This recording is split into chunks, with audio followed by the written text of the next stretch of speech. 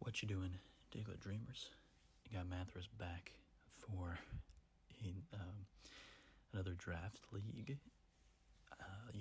They couldn't keep me off YouTube forever, and I may be recording on my phone, but I knew I'd find a way.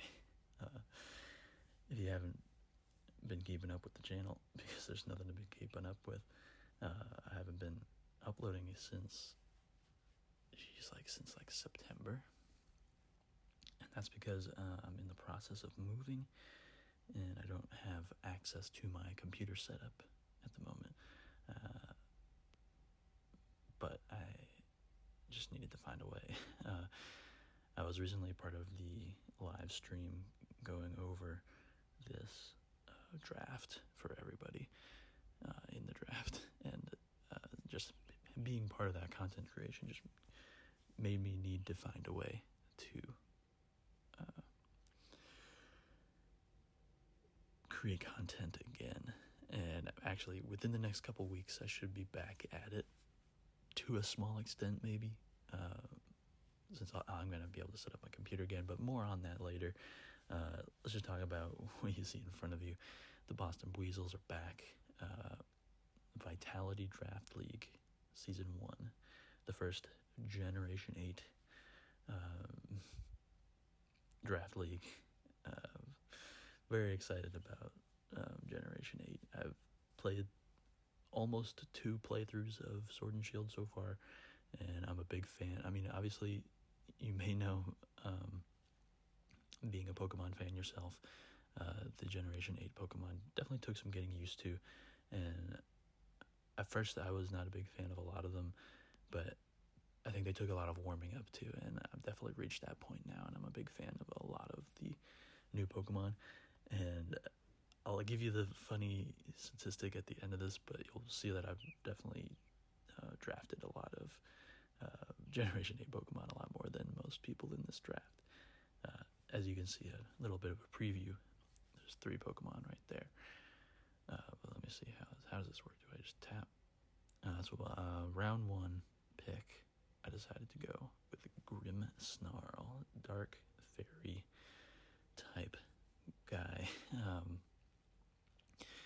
Really strong Pokemon in the current Gen 8 OU, but this is going to be National Dex, I should mention, which is why a lot of people didn't go for Generation 8 Pokemon, I guess.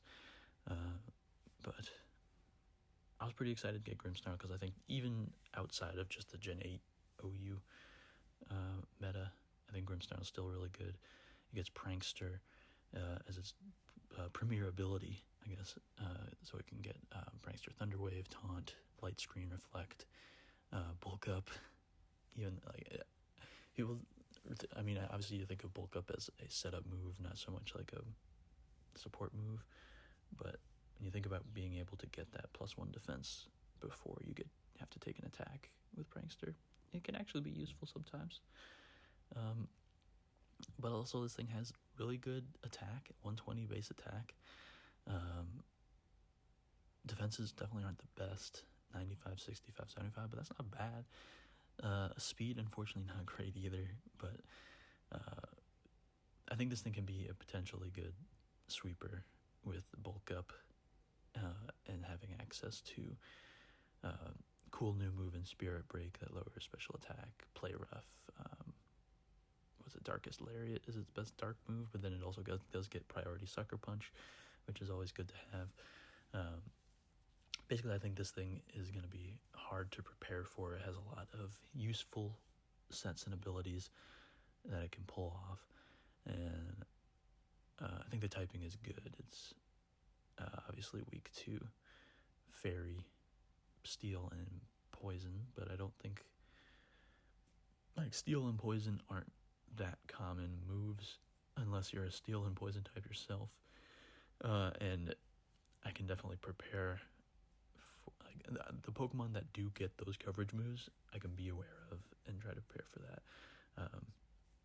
but I think for my playstyle, just being able to use this thing as like a screen setter or a late game sweeper with Sucker Punch, Bulk Up, I think think it's going to be an important part of the team, being able to not only support the team, but also be an important offensive presence as well.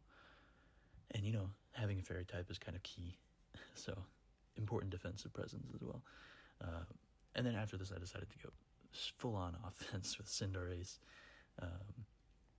From the beginning of Sword and Shield, I was Sobble from the beginning, but I've definitely warmed up to Scorbunny and its line, especially after seeing what Sobble evolves into. Well, I definitely have warmed up to Inteleon since I first saw it. I think it still looks a little goofy, a little weird, a little skinny. And I think they could have found a better sprite pose for it.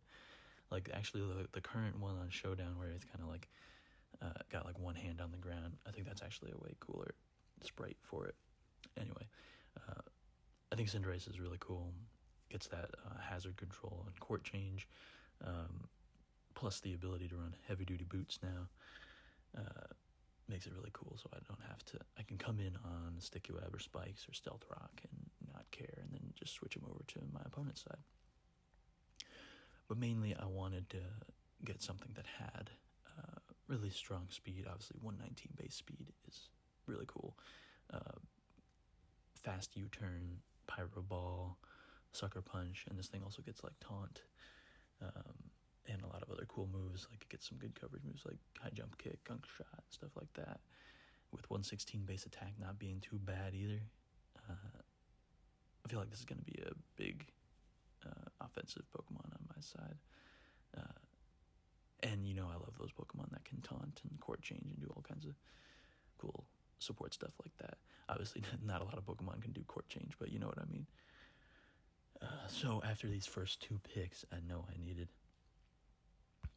something a little more defensive, so I went with Seismitoad, something that I've been a big fan of. It was in RU for a little while, so I'm pretty comfortable using it. I know like what it can handle and what it can do. Obviously, Stealth Rock, Toxic, Scald, Earthquake is kind of the standard thing, but it does get some cool moves like Power Whip now in Gen 8, which is pretty crazy. But yeah, the main thing with this is Water Absorb is its ability, which is something that you need when something like Dracovish is running around. If you're not familiar with the Fictious Rend Pokemon, or as someone said in the stream yesterday, Fictitious Rend, which I think is hilarious. Yeah, Seismitoad. I think it's going to be solid. Swift Swim as well. I know somebody in this league drafted Rain to some capacity, so I could potentially bring this as a reverse sweeper, and I think that's really cool. So in my round 3, I thought about drafting my next Pokemon first, but I thought Seismitoad was a little bit more important. I feel like it could have gone in the next few rounds, and wanted to make sure that I got this thing because having that water immunity is going to be huge. But what I was basically building the team around was this next Pokemon, Centiskorch. Really cool Pokemon, and I just wanted to. I feel like it's a really underrated Pokemon, and it's actually really cool, especially with heavy duty boots being an item now. It's almost necessary to run on something like a fire and bug type.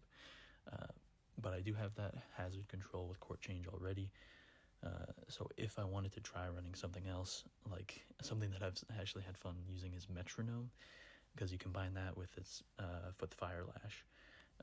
It consistently boosts the power of Fire Lash every time you use it. You know how Metronome works. And with Fire Lash also lowering the defense of the Pokemon that it hits, it just becomes really strong really quick, which I think is really cool. But 115 base attack, 100 HP, 90 special defense. This thing can be really solid with like a coil set.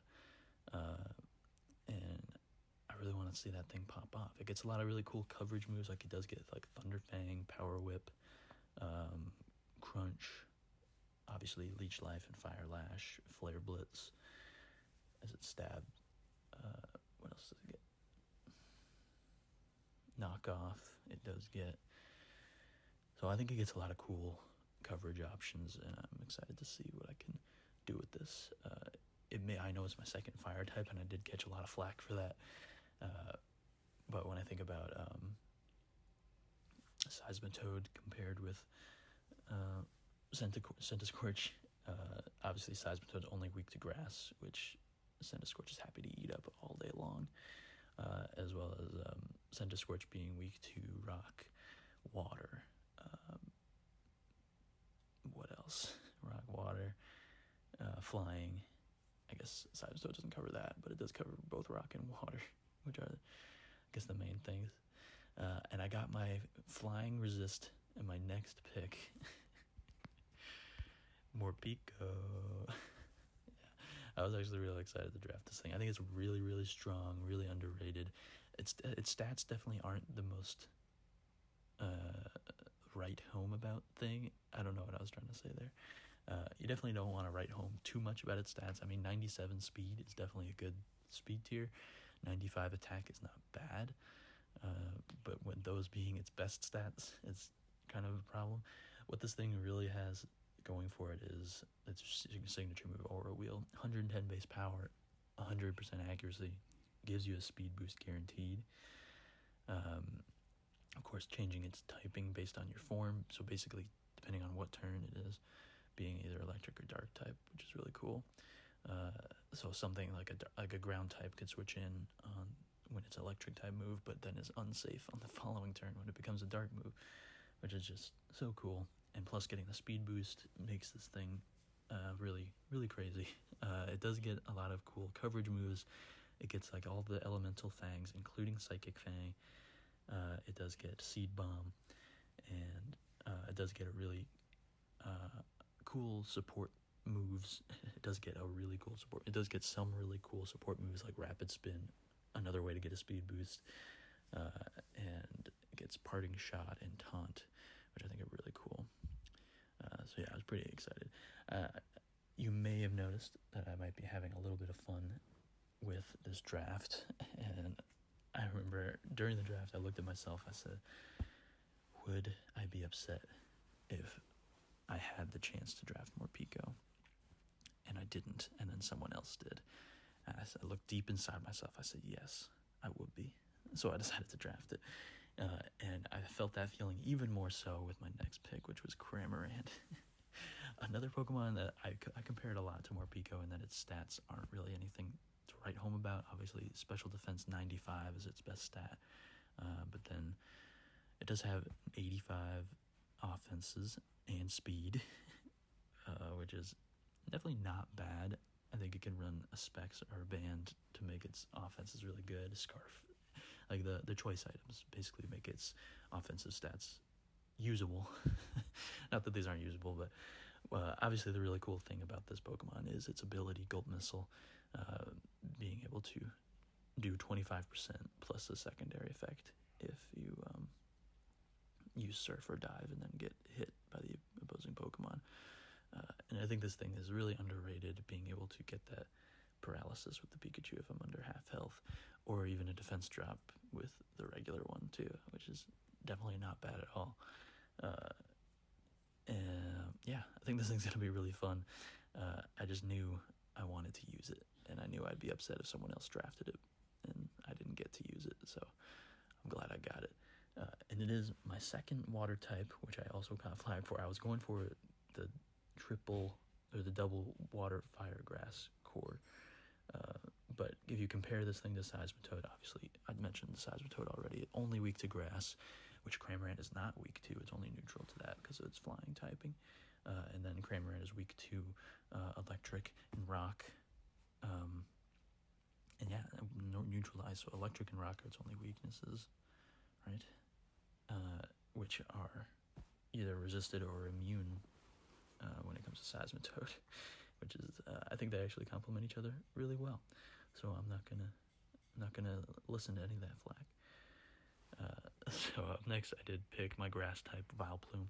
Decided to step back from the Gen 8 picks for a minute and grab Vileplume, which I think is a really underrated grass type.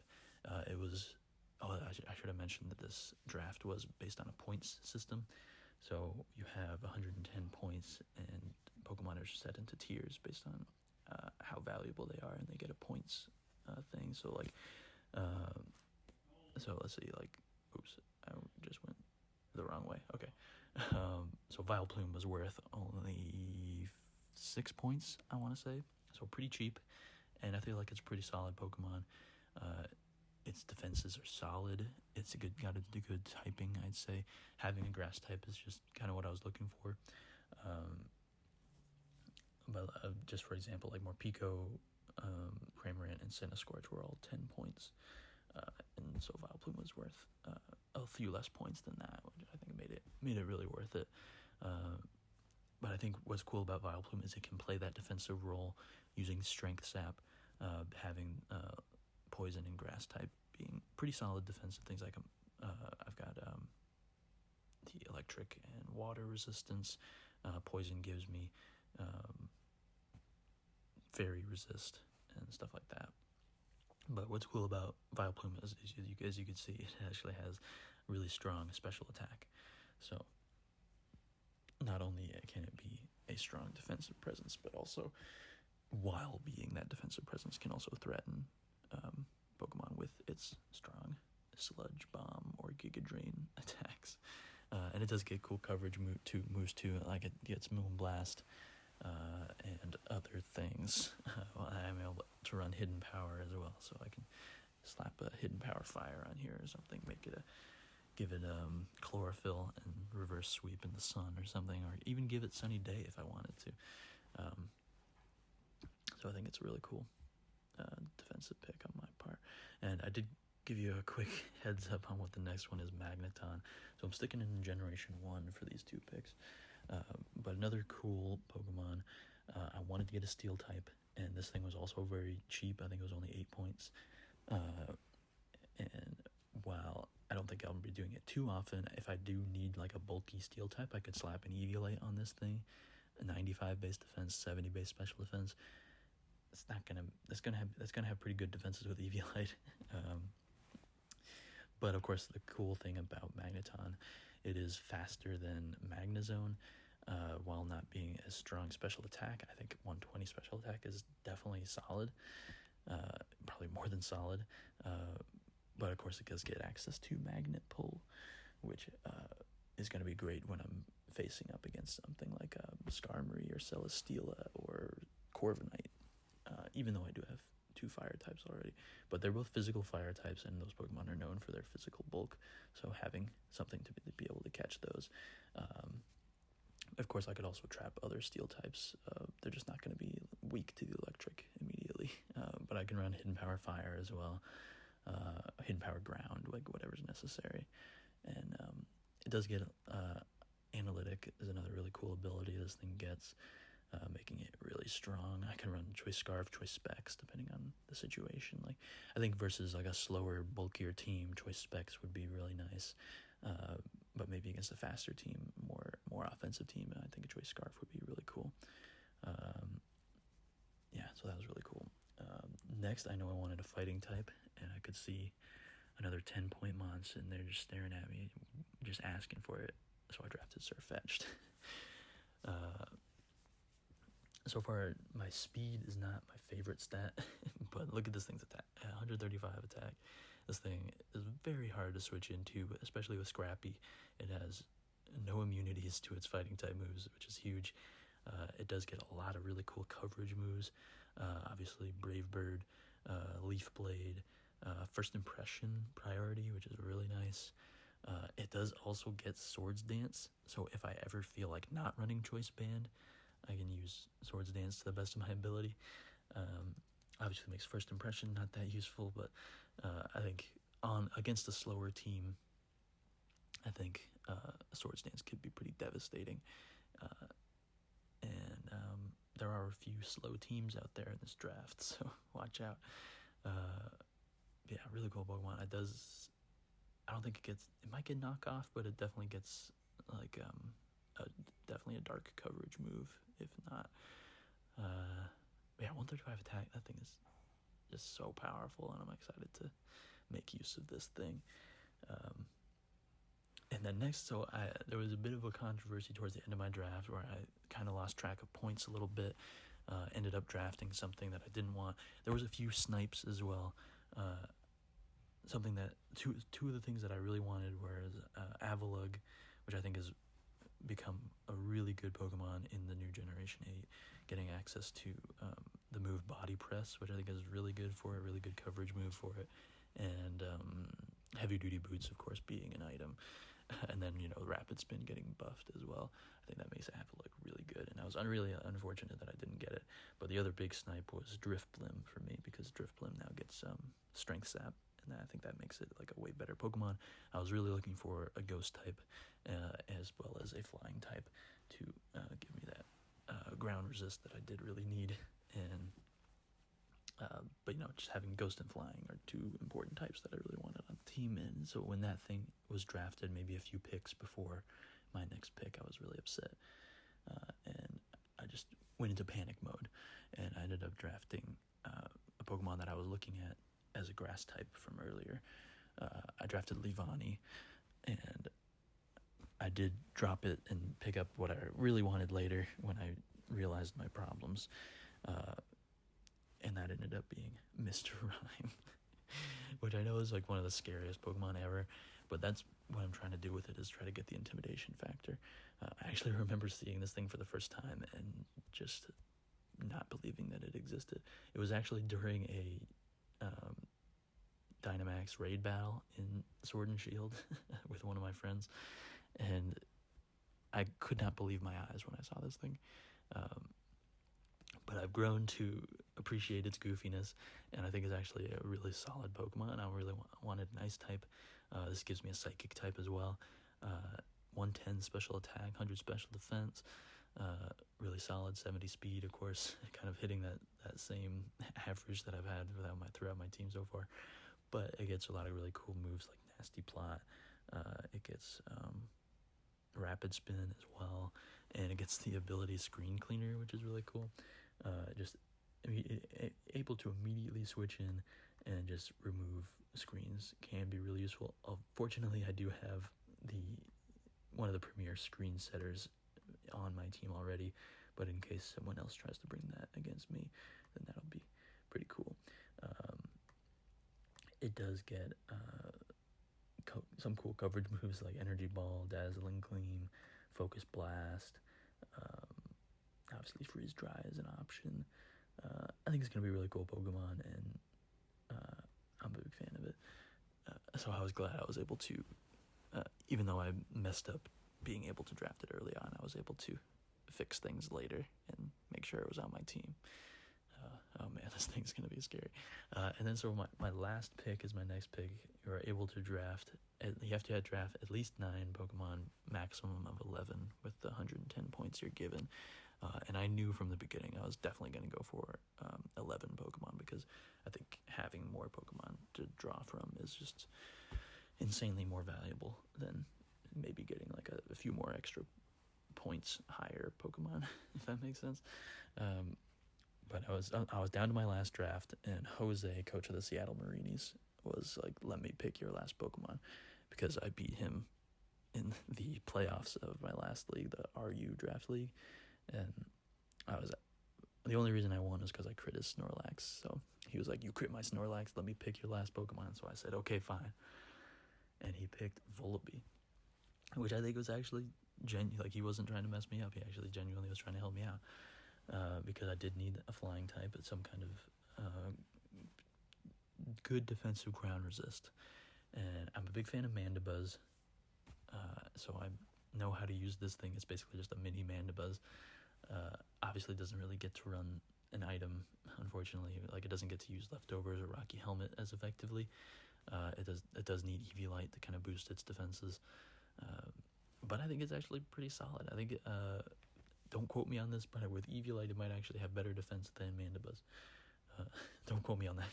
But, I know how to use this thing. It does get really good moves like Taunt, Foul Play, Roost, obviously Defog, and then, of course, Knockoff is another option. But it does get cool moves, and I think it's going to be an underestimated defensive Pokemon.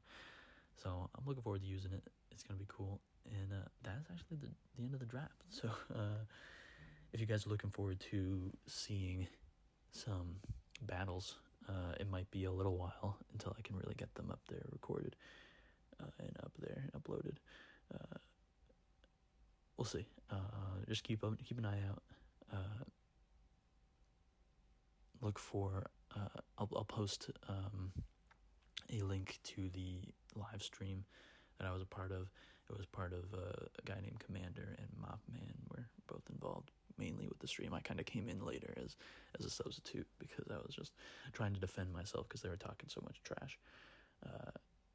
But if you want to check out, there's been obviously other people are going to be uploading, so if you want to check out some of their battles in the meantime before I can get mine up. The first week doesn't start for a little while, depending on when I upload this, but I'll let you know. I'll keep you updated, and hopefully I can get my battles up eventually. So thank you for watching.